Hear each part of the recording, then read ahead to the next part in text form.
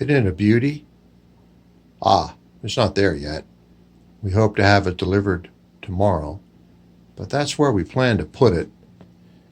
You can sort of see the footprint of where the old boiler was, and I'll show you that in a few minutes. You can see that that was probably the original wet return, and that rotted out, so they installed a new wet return. That's where the drain was. We're going to be replacing that with a quarter turn. That's the return there. We've got it cleaned up a little bit.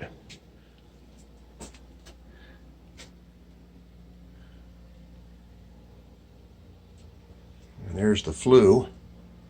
You can see it's copper. Got it plugged for the night. And it does need a little cleaning, and it's probably going to need to be relined.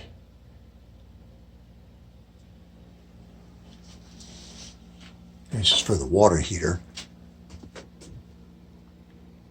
I got it supported for now. There's where the supply pipe, 2-inch steam supply, bit of copper pipe from other repairs.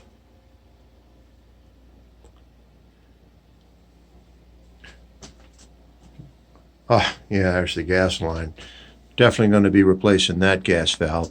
This was so old that it was one of these AB gas valves. So this was where the pilot light would, the gas for the pilot light, which stayed on all the time, and they'd have a little valve right here.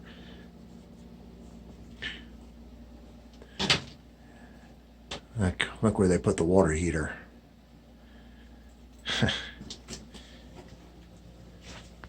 That's the ash pit for the fireplace. Down there.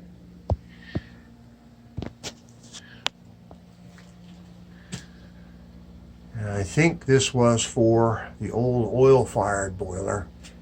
That was probably where they put some kind of transformer, maybe? Or this might actually be where the coal-fired damper motor was here. Not exactly sure. But boy, they put that in really well. That's probably going to stay there too. There's the wet return there.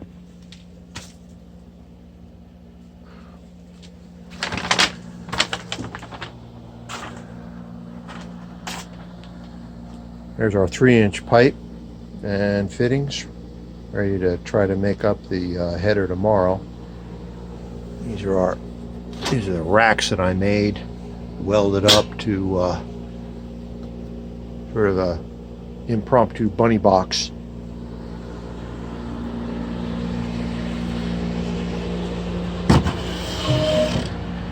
More stuff left over from previous boilers.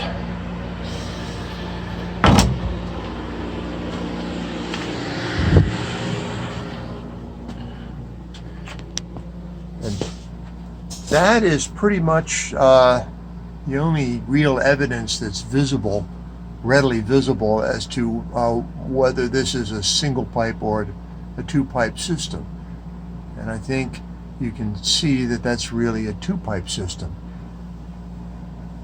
There's the steam main, and the air goes through this trap, which is a Bishop and Babcock, and I believe that's failed, so we're going to be rebuilding that.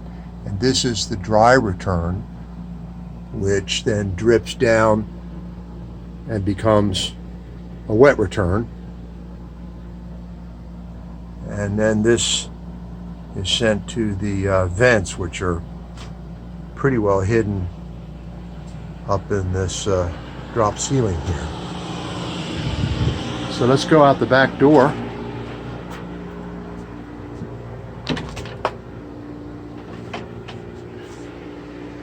There are wrenches ready to go for tomorrow.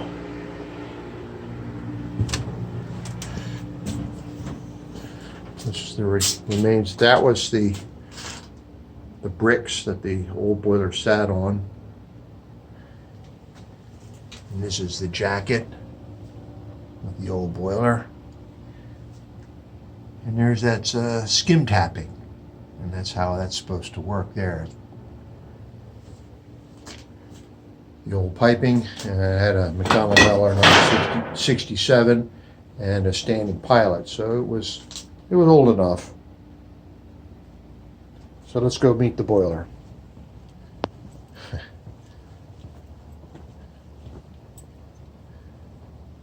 And there it is, looming in the darkness. I'll show you where it failed. And that's what it should look like right there. And that's where the failure occurred. Right there. So it was still making steam. But more and more of it was being sent up the chimney. Get it. Now it sat in. Whoever installed this knew that, okay, that's where the burner chamber was. They knew they weren't coming back to servicing it because here was the wall and here's where all of the controls were. Sight glass, 67, the return. Let's see. Yeah, that's, ooh, lovely. And this is that that sort of skim tapping. That's, even get a shot in there. So you can see this this section here on the end is much bigger than the others. And this is the outlet, which is, I believe, 2.5 inches. You can get a shot down inside of there, and that's what's going on. So tomorrow they come and pick this up and take it on back to China. So I'm going to get back inside where it's a little warmer, and I hope to see you tomorrow and to show you the new boiler. Hope it arrives undamaged this time. And I thank you all very much. I hope I'm glad this is of help to some of you, and stay in touch. Thank you very much.